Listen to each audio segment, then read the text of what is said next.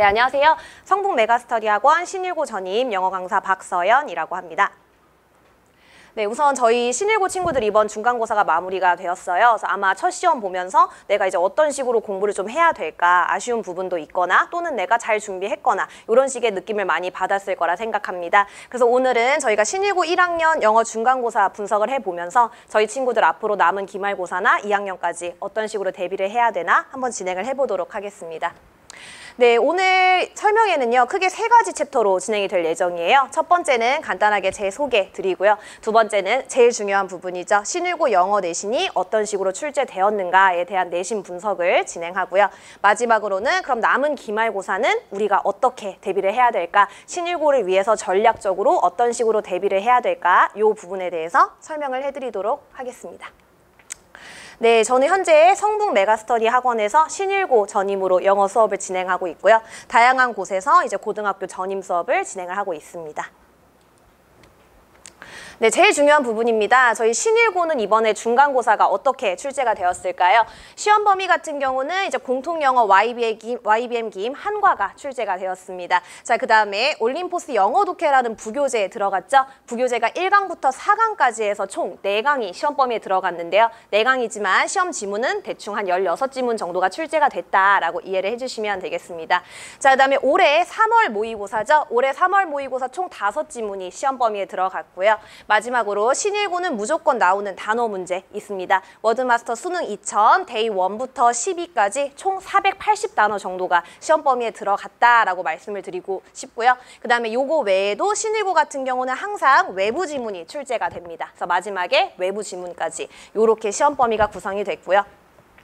자, 그러면 시험 배점은 어떤 식으로 됐는가? 객관식은 총 26문항 출제가 됐고 그 다음에 서답형 4문항 출제가 돼서 총 30문항 출제가 됐어요. 신일고 1학년 같은 경우는 30문항 출제가 되지만 2학년까지 넘어가게 되면 35, 6문항까지 증가가 되기 때문에 제가 마지막에도 한 번 더 말씀을 드리긴 할 거지만 신일고 같은 경우는 시간 안에 문제를 푸는 연습을 상당히 많이 진행을 해야 됩니다. 서답형이 4문항이긴 하지만 소문항이 들어있기 때문에 소문항을 포함해서 총 11문항이 들어있다라고 다시 한번 말씀을 드릴 수 있고요. 자, 그러면 시험은 어떤 식으로 분포가 되어져 있는가? 교과서 문항이 총 7문항 출제가 됐어요. 객관식 6문항 출제가 됐고 서답형 같은 경우도 한 문항, 빈칸 키워드 문제로 출제가 되었습니다. 서답형 한 문항 출제가 돼서 대략 23% 정도가 출제가 됐고요. 역시나 제일 많은 부분을 차지하는 것은 부교재입니다. 올림포스 부교재에서 총 11문항 출제가 돼서 36% 정도가 출제가 되었고요. 마지막으로 모의고사 같은 경우는 5문항 16% 출제가 되었습니다. 그 다음에 워드마스터 단어 문항은 3문항 정도 출제가 돼서 대략 한 10% 출제가 됐고요. 마지막으로 외부 지문의 경우도 2문항으로 대략 10%가 출제가 됐습니다. 이번 외부 지문은 이제 어떤 부분에서 출제가 되었는가 제가 한번 찾아봤는데요. 이번 외부 지문은 수능 감잡기, 그 다음에 수능 특강 Q 점프 미니 모의고사에 있는 문제가 출제가 되어졌습니다. 대략 고등학교 2학년 수준의 지문이 들어갔다라고 이해를 해주시면 될 것 같아요. 신일고 전반적인 이번 중간고사 시험 난이도는 중이라고 말씀을 드릴 수 있을 것 같아요. 1등급 컷이 87점으로 이제 측정이 되어졌고요. 저희 반에서도 역시나 1등급 친구들 나왔습니다.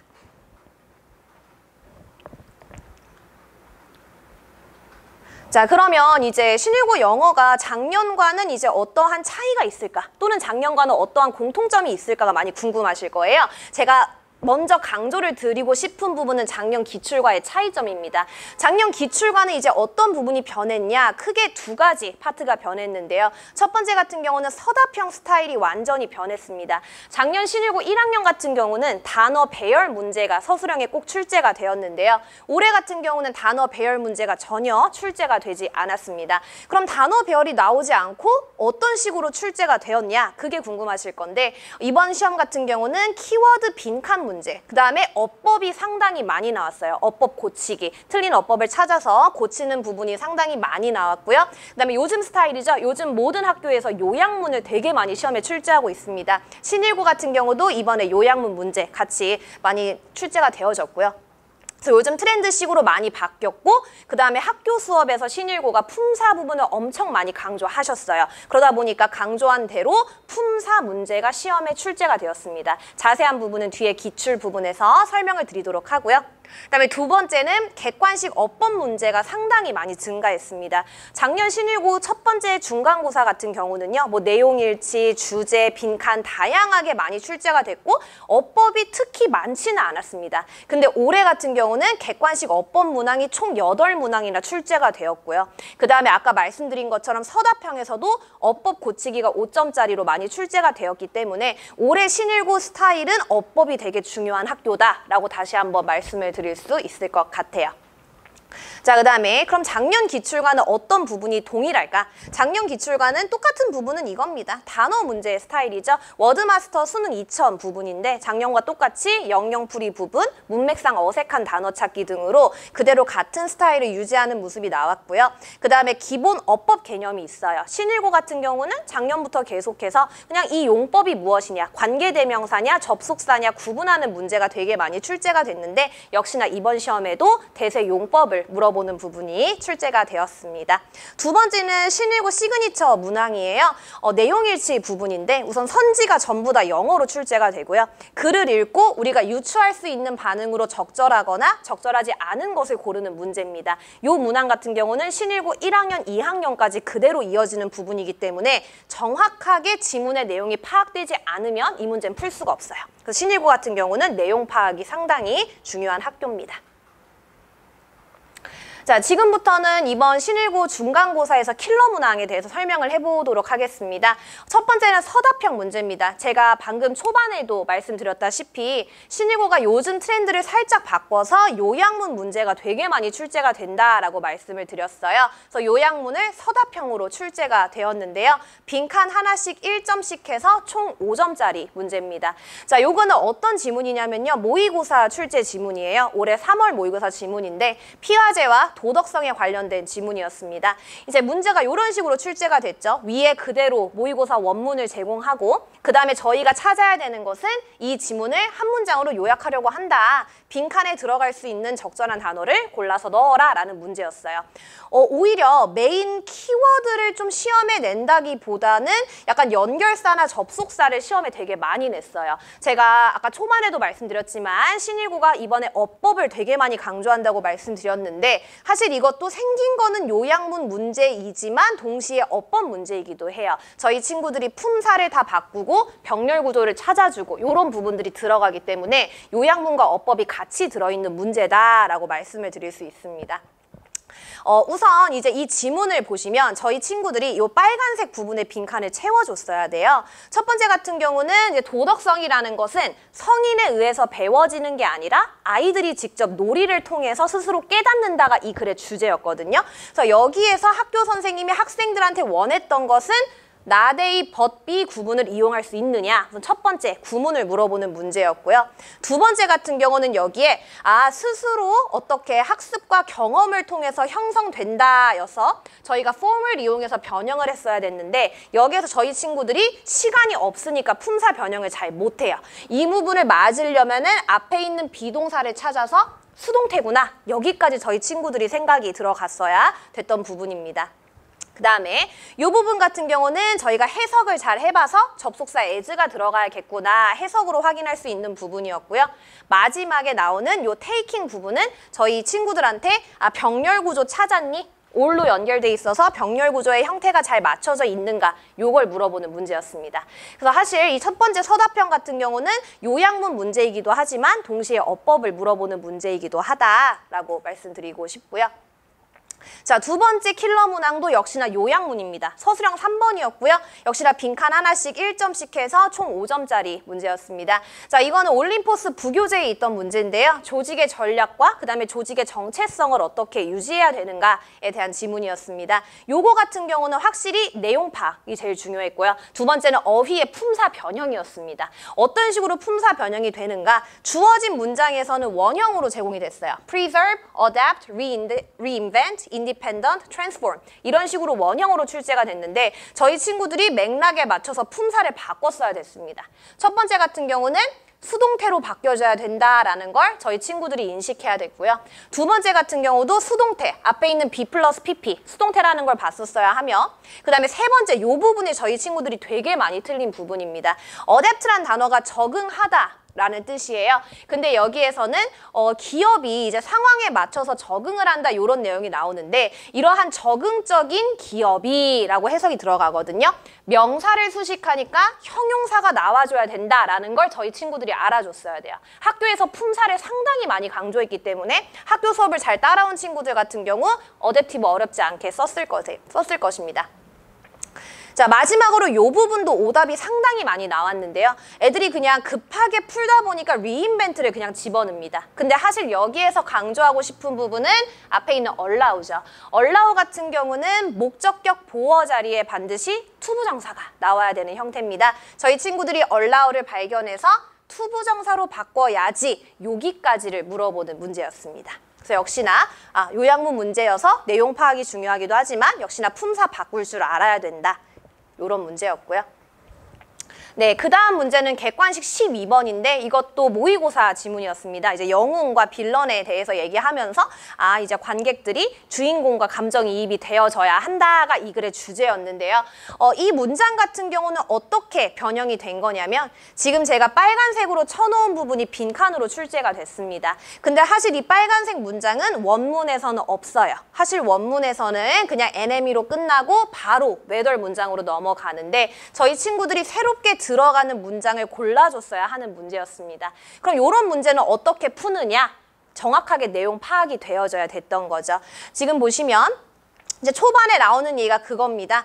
우리가 그 캐릭터 같은 경우는 반드시 인정을 받고 우리가 여겨져야 된다. 어떤 식으로 캐릭터가 인정받아야 되냐면 우리 관객들한테 친구로 느껴지거나 또는 적처럼 느껴져야 된다. 친구처럼 느끼면 동질감을 느끼고요. 적처럼 느끼면 죽었을 때 카타르시스를 느끼게 되겠죠. 그래서 이런 식으로 이제 관계가 형성되어져야 한다. 그 다음에 넘어가시면 이러한 묘사 같은 경우는 뭐 되게 우리가 반드시 느껴져야 되는 부분이다 하고 사실 원문은 이렇게 나와요. 근데 이제 삽입된 부분은 뭐냐면 이러한 감정적인 sorting, 구분이 이 감정적인 구분이라는 것은 앞에서 언급된 이거죠. 친구로 느끼거나 또는 적처럼 느끼거나 이런 식으로 감정적으로 구분을 하면 관객들이 이제 care about what happens, 일어나게 되는 상황에 집중을 하게 된다.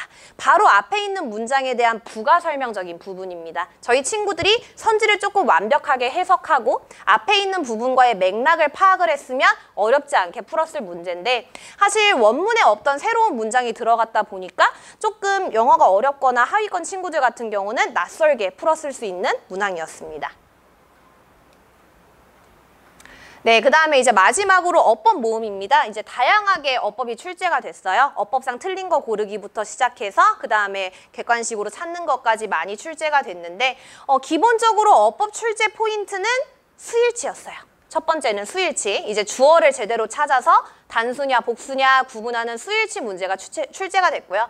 두 번째 같은 경우는 look forward to ing 구문에 대한 문제가 출제가 됐습니다. 여기 있는 to는 투부정사 투가 아니죠. 전치사 투입니다. 그래서 저희 친구들이 전치사 투라는 걸 기억해서 ing 동명사로 바꿔주는 이런 부분이 필요했었고요. 만약에 look forward to ing 구문을 모르는 친구들은 그냥 투부정사의 형태가 맞겠다 하고 오답을 고르기가 쉬웠던 문항이었습니다. 사실 제일 중요한 부분은 이 마지막 두 문항인데요. 첫 번째, 이 문항 같은 경우가 난이도가 제일 높았습니다. 원래 이 부분에서 원문은 어떤 거였냐면 우리가 음식을 조리해서 먹게 되면 이제 음식이 안전해지고 맛도 좋아지고 마지막으로 reduce the risk of going bad, 음식이 상하는 것을 막아줍니다 라는 지문이었어요. 근데 음식이 상하다를 spoilage란 단어로 바꿨습니다. 이 spoilage란 단어는 저희 친구들한테 사실 좀 익숙하지 않은 단어고요. 이 친구들이 이게 명사인가 또는 형용사인가 또 많이 헷갈리게 돼요. 사실 어법 문제이긴 하지만 동시에 어휘 문제이기도 하는 거죠. 이제 spoilage 같은 경우에서 우리가 spoil이 뭐야? 망치다, 버리다 이런 의미를 좀 알고 있던 친구들은 유추를 해서 정답을 맞을 수도 있었던 문제입니다. 근데 만약에 그런 식의 사고에 확장이 되지 않았다면 전혀 풀기가 쉽지 않았겠죠. 네, 마지막 부분 같은 경우도 원문과의 형태가 바뀌었습니다. 원래 원문에는 분사구문으로 사용이 돼서 과거분사가 바로 사용이 됐어요. 근데 학교 시험에서는 이 분사구문을 부사절로 바꿔서 출제가 됐습니다. 접속사와 주어가 들어갔죠. 그럼 저희 친구들이 공부를 할 때 과거분사는 수동의 의미를 가졌으니까 부사절로 바꾸면 수동태로 바꿔야지 라는 부분이 캐치가 들어갔어야 됩니다. 그래서 and they are shaped라는 수동태로 바뀌어져야 됐던 문제예요. 근데 학교 시험에서는 그냥 shaped만 출제가 된 거죠. 단순히 문장만 암기하고 지문만 외워서 간 친구들은 변형한 부분을 놓쳐서 shaped가 똑같으니까 맞겠네 하고 오답으로 이어질 수 있는 확률이 높았던 그런 문제였습니다. 즉 신일고 같은 경우는요, 뭐 수일치나 전치사, 동명사 같은 그런 기본적인 어법도 물론 중요하지만 저희 친구들이 스스로 문장을 좀 변형하고 절을 바꿔보고 구로 만들어보고 이런 식의 변형 연습이 상당히 많이 들어가줘야 되는 학교입니다. 자, 지금부터는 이제 어떤 식으로 제가 수업을 좀 진행했고 이제 수업에서 강조한 부분이 어떻게 시험에 좀 출제가 되었는가 하는 적중 포인트 부분에 대해서 간략하게 좀 말씀을 드릴 건데요. 왼쪽에 있는 것이 학교 시험지입니다. 이번 중간고사 시험지인데 이 부분 같은 경우는 이제 원문을 그대로 제공을 하고요. 그 다음에 단어를 밑줄을 치고 이 단어의 의미로 적절한 걸 골라라가 문제였어요. 원래 신일고에서 이런 스타일을 내지는 않는데 올해 좀 새롭게 출제를 한 것 같습니다. 사실 이 콘테인이라는 단어를 제가 수업 시간에 엄청 많이 강조를 했어요. 왜냐하면 평소에 저희 아이들이 알고 있는 콘테인은 포함하다 이런 의미거든요. 근데 이 지문에서의 컨테인은 그 뜻이 아니라 억누르다 이런 뜻이었어요. 그래서 제가 수업 시간에 엄청나게 많이 강조를 했고 컨테인의 동의어로 suppress로 바꿀 수 있다. 얘는 절대 포함하다가 아니다 라고 직보 때까지 마지막으로 강조를 했던 키워드인데요. 역시나 시험에 그대로 출제가 되었습니다. 네, 그 다음은 주제 문제인데요. 이제 이 주제 문제 같은 경우는 저희 친구들이 되게 어려워했던 올림포스 지문이에요. 내용이 간단하게 어떤 거였냐면 동굴로 가서 이제 본인이 원하던 어떤 목표를 발견했다가 지문인데 저희 친구들이 이 내용의 흐름을 좀 많이 이해를 하지 못하고 결국 이 지문이 얘기하는 바가 뭐예요? 라는 질문을 되게 많이 하더라고요. 그래서 직본날까지 파이널 모의고사에서 이 케이브 동굴 지문을 이제 주제 문항으로 출제를 했습니다. 역시나 학교에서도 그대로 주제 문제로 출제가 되었어요. 네, 그 다음에는 이제 초반에 제가 말씀드렸던 신일고 시그니처, 이제 어법의 용법을 물어보는 문제인데요. 수업 시간에 강조를 했던 부분입니다. 저희 친구들이 아직도 대세 용법을 많이 헷갈려 해요. 이게 접속사 대신지, 관계대명사 대신지, 또는 지시사 대신지 많이 헷갈려 하는데 그렇기 때문에 이 동격의 접속사 파트가 되게 중요하다라고 생각을 많이 했습니다. 역시나 직보 파이널 때까지 강조가 들어갔고요. 본 시험에서도 그대로 이 대세 용법과 일치하지 않는 것을 다시 말하자면 동격의 접속사와 관계대명사 대를 구분할 수 있느냐 하는 문제로 출제가 되었습니다. 네, 마지막은 이제 어법 문제인데요. 이제 이 문제 같은 경우는 밑줄 친 부분에서 어법상 틀린 부분을 아이들이 찾아서 고쳐주는 그런 문제였습니다. 약간의 지문 변형 들어가 있긴 하지만요. 이제 밑에 있는 부분이 수업 때 진행한 자료입니다. 이제 prompt 같은 경우는 목적격 이제 보어 자리에 투부정사의 형태가 나와줘야 되는 아주 중요한 단어죠. 그렇기 때문에 이 투부정사의 형태가 나오는 게 너무 중요하다. 시험에 나올 것이다. 라고 계속 강조를 했고요. 역시나 본 시험에서도 동사 원형으로 바꿔서 투띵크로 변형하자. 이런 식의 이제 문제가 출제가 되었습니다. 그다음에 이쪽에서도 as 원급 as 요구문 해석이 되게 어려운 문장이기 때문에 많이 강조를 했던 부분이었어요. 그래서 as 사이에는 꼭 원급이 들어간다. 누구의 원급? 형용사와 부사의 원급이 들어간다. 엄청 많이 강조했던 부분인데 역시나 본 시험에서 familiarity라는 명사로 바뀌어서 출제가 됐죠. as 원급 강조한 거 잘 기억한 친구들은 어렵지 않게 familiar로 고칠 수 있었던 문제입니다. 자, 그러면 이제 어떤 식으로 우리 신일고 친구들이 기말고사를 대비해야 될까? 이제 고득점 전략에 대해서 한번 말씀을 드려볼게요. 크게 5가지 파트로 설명을 드릴 수 있을 것 같습니다. 첫 번째는 이제 올해 신일고 같은 경우는 객관식이 어법을 관통한다. 다양한 문제들, 아까 말씀드린 것처럼 총 6문항에서 어법이 출제되었기 때문에 매 지문의 정확한 어법 근거를 저희 학생들이 찾아줘야 돼요. 정확한 어법 근거를 찾고 마지막으로 스스로 변형 형태까지 만들어 보면서 스스로 본인이 체화를 시켜야 됩니다. 단순 암기로는 신일고는 해결을 할 수가 없어요. 본인이 정확하게 지문을 파악하고 이해하고 더 나아가서 변형까지 할 수 있어야 됩니다. 자, 그 다음에 응용 문제나 외부 지문은요.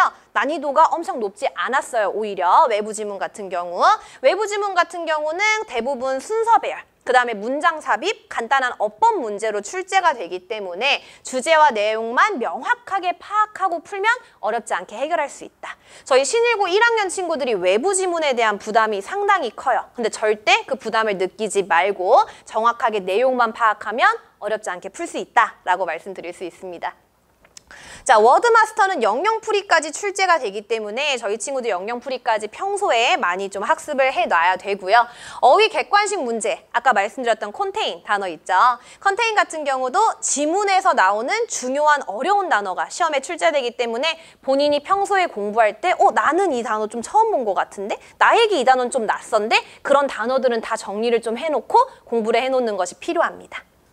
자, 그 다음에 30문제가 사실 시간 안에 풀기에는 제법 많은 문항입니다. 저희 친구들 서다평에서도 짜잘하게 이제 부분 문항들이 있기 때문에 시간이 상당히 타이트해요. 그렇기 때문에 이제 평소에 시간을 재면서 공부하는 연습이 되게 필요합니다. 그래서 선생님이 진행하는 이제 3가지의 파이널 모의고사가 있어요. 이제 그런 파이널 모의고사를 진행하고 50분 안에 30문항을 풀어보면서 평소에도 시간 관리 연습이 좀 많이 들어가야 됩니다.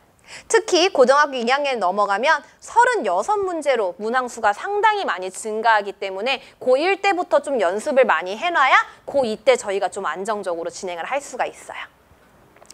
자, 네, 마지막으로 이제 아까 강조드린 부분인데 외부 지문은 문장 삽입, 순서배열, 어법으로 출제하니까 정확한 내용 파악을 하는 것이 중요하다. 요 5가지 부분을 좀 정확하게 이해하시고 마음에 담아놓고 공부를 좀 하시면 이번 기말고사에 훨씬 좋은 결과가 있지 않을까 싶습니다.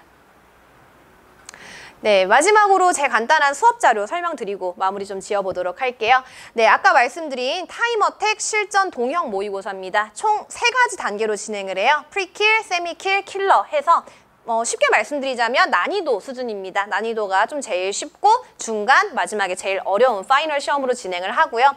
50분 동안 신일고 시험 스타일과 똑같은 문제로 30문제, 실전처럼 대비하는 부분입니다. 되게 아이들이 많이 좋아하는 부분이고요. OMR 마킹 연습까지 진행하면서 저희 친구들 시간 안에 풀 수 있게 연습하고 있습니다. 네, 2번째는 이제 저희 친구들한테 제공하는 손필기입니다. 간단하게 이제 요약문도 필요한 경우에 제작을 해서 아이들 편에 전달하고 있고요. 그 다음에 시험에 나올 수 있는 단어 포인트 또는 어법 포인트 이런 것들 전부 다 정리해서 컬러로 인쇄해서 저희 아이들 시험 보기 한 2주 전쯤에 다 자료로 제공을 하고 있습니다. 네, 마지막에 또 이런 식으로 손필기 다 정리해서 드리고 있고요. 그다음에 간단하게 저희 친구들이 이해가 안 될 수 있는 부분은 제가 또 한국어로 내용 정리를 다시 해주면서 저희 친구들 언제든지 편하게 복습할 수 있게 진행을 하고 있습니다. 네, 이제 저희 아이들 그래서 마지막으로 어떤 식으로 학습 방향을 잡아야 될까? 이 부분을 간단하게 설명드릴게요. 크게 2가지입니다. 첫 번째, 과제가 제일 성실하게 진행이 되어져야 돼요. 과제로 제가 이제 워크북이나 지문 분석 또는 변형 문제까지 다양하게 제공을 좀 해주고 있습니다. 근데 그 과제물을 받기만 하고 안 풀면 정말 쓸모가 없어요. 그냥 그 자료만 열심히 모으는 그런 수집가만 되는 거기 때문에 과제물로 나가는 모든 자료들은 본인의 힘을 들여서 스스로 정확하게 풀고 채점을 본인이 정확하게 해서 선생님한테는 질문할 부분을 골라오는 이런 식으로 본인의 스스로 하는 학습이 상당히 필요합니다. 특히 지문 분석은 본인이 명확하게 본인의 말로 설명할 수 있는 정도로 파악이 되어져야 되기 때문에 평소에 구조화 연습을 되게 많이 진행을 해줘야 될 것 같아요. 그다음에 신일고 같은 경우 요약문 문제 상당히 많이 출제가 됐었죠. 그렇기 때문에 모든 지문을 본인의 말로 요약을 해보는 요약문 연습도 반드시 진행이 되어져야 합니다. 그 다음에는 기본 실력의 함량입니다. 추가 자료로 나가는 워크북이나 주간지 암기 최대한 많이 하고 필요한 부분은 암기해가면서 이제 학습이 좀 필요하고요. 본인이 약한 유형을 명확하게 파악해야 됩니다. 내가 어법이 약한가, 어휘가 약한가, 또는 독해가 약한가, 약한 부분을 파악해서 그 약한 유형 위주로 효율적으로 학습해야 돼요. 저희 친구들 시간이 많이 없기 때문에 타 과목도 공부해야 돼요. 그래서 영어 같은 경우는 약한 유형을 찾아서 그 유형을 공략하면서 해결을 해가면 좋습니다. 마지막으로 어법이 많이 출제되기 때문에 신일고는 어법만이 살 길이다 하고 다시 한번 말씀드리고요. 네, 마지막 파이널 목표는 내신 1등급 안정적으로 맞는 것도 중요하지만 내신 1등급만 목표로 삼지 말고요. 저희 평소에 어휘력도 많이 향상시키고 그 다음에 독해 능력도 많이 향상시키면서 추후 모의고사와 수능까지 연동해서 같이 좀 대비가 들어가 줘야 합니다. 네, 이거는 간단한 저희 친구들 후기였는데요. 이제 저희 친구들이 제일 좋아했던 게 뭘까 하고 보니까 교재. 되게 좋아했고요. 변형 문제, 최종 파이널 손필기 분석본, 마지막으로 동영 모의고사까지 그냥 다 좋아했던 것 같습니다. 그다음에 이제 저희 친구들이 제일 좋아했던 부분은 문제풀이였어요. 1대1 질문풀이, 문제풀이, 세세한 문제풀이 너무 좋다라는 얘기를 많이 해줬는데 저희 친구들 약한 부분 있으면 약한 부분은 다 제가 1대1 밀착해서 다 해결해서 집에 보내고 있으니까 언제든지 집에서는 공부를 열심히 하고 과제를 열심히 하고 학원에서는 철저하게 질문하고 어려운 부분 다 해결하고 갔으면 좋겠습니다. 네, 이제 정말 마지막인데요. 저희 이제 시간표 좀 안내 드리고 마무리 지어보도록 할게요. 저희 신일고반 매주 일요일 오후 6시부터 10시까지 수업을 진행하고 있고요. 과제가 미흡하거나 또는 조금 성실도가 미흡한 학생들, 그런 친구들 같은 경우는 수업 전에 클리닉을 따로 불러서 진행을 좀 하고 있어요. 매주 진도사항과 학생들 특이사항이 있을 경우에는 학부모님들 핸드폰으로 제가 리포트 간단하게 전달 드리고 있고요. 마지막으로 제일 중요한 부분입니다. 수업은 절대로 빠져선 안 돼요. 무조건 등원해서 다 듣고 가고 과제물 다 받아가고 최대한 수업 시간 안에 많이 좀 물어보고 해결하면서 많은 걸 배워가는 시간이었으면 좋겠습니다. 네, 지금까지 신일고 영어 강사 박서연이었습니다.